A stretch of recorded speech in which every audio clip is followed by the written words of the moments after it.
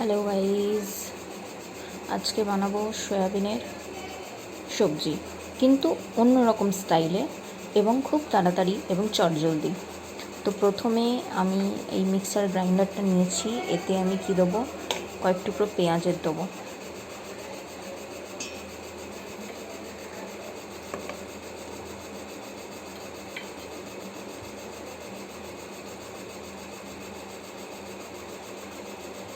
এতে আমি একটা গোটা পেঁয়াজ স্লাইস করে কেটে দিয়েছি। পুরোটাই ব্লেন্ডারে ব্লেন্ডিং হবে, বেশি কিছুই হবে না। অল্প কয়েক টুকরো আদা দেব, কয়েক টুকরো রসুনের কোয়া দেব, আর কটা গরম মশলা। সেগুলোর মধ্যে রয়েছে দালচিনি, এলাচ, লবঙ্গ, গোলমরিচ, আর যদি স্টার এনিস থাকে তো সেটা।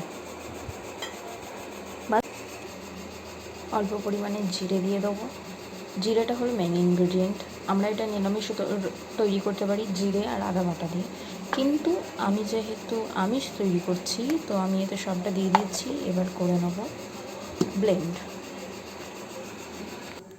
যেমন মতো সয়াবিন নিয়ে নিয়েছি, আমি ছোট সয়াবিনগুলো নিয়েছি, আপনারা চাইলে বড় সয়াবিনটাও নিতে পারেন।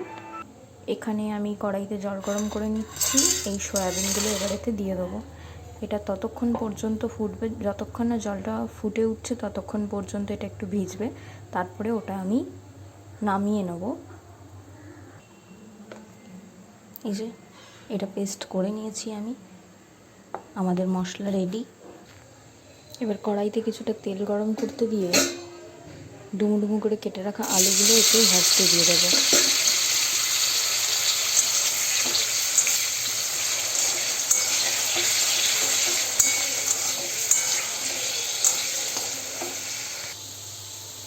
আলুগুলো গোল্ডেন ব্রাউন করে ভাজা হয়ে গেছে।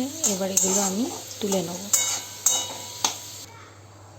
এবার ওই আলু ভাজার তেলেতেই সয়াবিনগুলো, যেগুলো জল ঝরিয়ে রাখা ছিল, সেগুলো ভাজতে দিয়ে দেবো।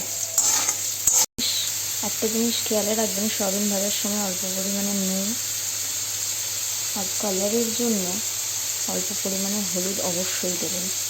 তাহলে কি দেখতেও জিনিসটা সুন্দর হয়, আর সয়াবিনগুলোর ভেতরে নুন ঢুকে সয়াবিনগুলো খেতে ভালো লাগে। সয়াবিনগুলো মোটামুটি একটু ভাজা হয়ে গেছে। এবার এগুলোকে আমরা তুলে নেব। ওই কড়াইতে সামান্য পরিমাণ তেল দিয়ে দেবো তেজপাতা আর দুটো কাঁচা লঙ্কা। আপনারা চাইলে শুকনো লঙ্কাও দিতে পারেন। এগুলো কিছুক্ষণ ভেজে নেব।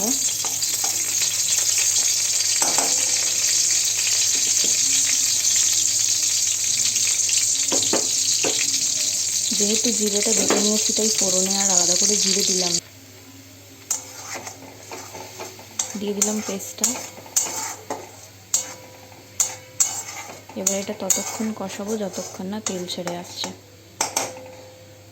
খুবই নির্ঝঞ্ঝাট একটা রান্না, যেটা খুবই এই গরমে খুবই তাড়াতাড়ি হয়ে যাবে। এবার একটা বাটি নেব। বাটিতে অল্প পরিমাণে হলুদ, পরিমাণ মতো লঙ্কার গুঁড়ো, পরিমাণ মতো লবণ,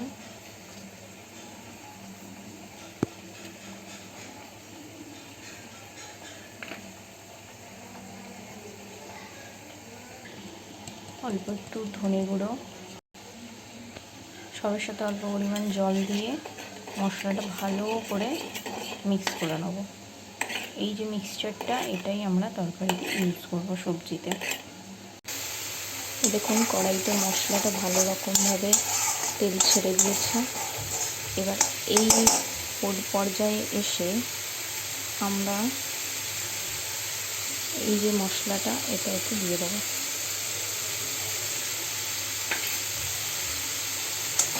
আরেকটু কষিয়ে নেব। এবার এর মধ্যে দিয়ে দেবো এই সয়াবিন আর তুলে রাখা ভেজে রাখা আলুটা।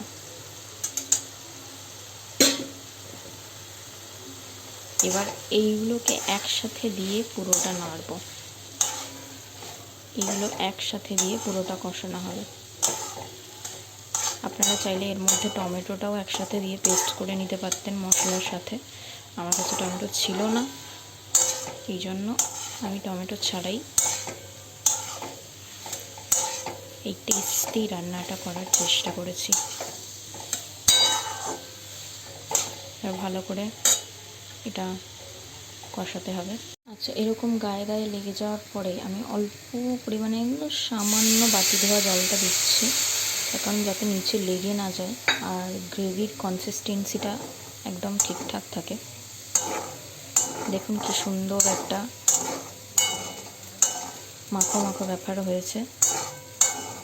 এটা খেতেও দুর্দান্ত হয়, যেরকম দেখতে সেরকম খেতেও হয়। আপনারা চাইলে অল্প একটু কাশ্মীরি লঙ্কার গুঁড়ো দেবেন, তাতে কালারটা খুব সুন্দর আসবে। ঠিক আছে, এটা আরেকটু কষানো হয়ে গেলেই আমরা দিয়ে দেবো জল।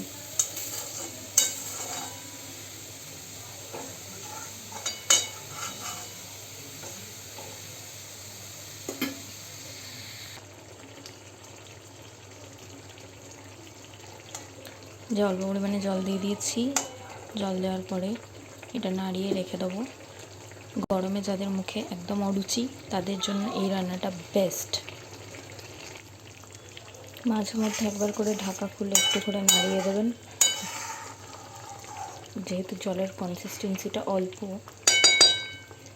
তো সেহেতু ভালো খেতে হতে হবে।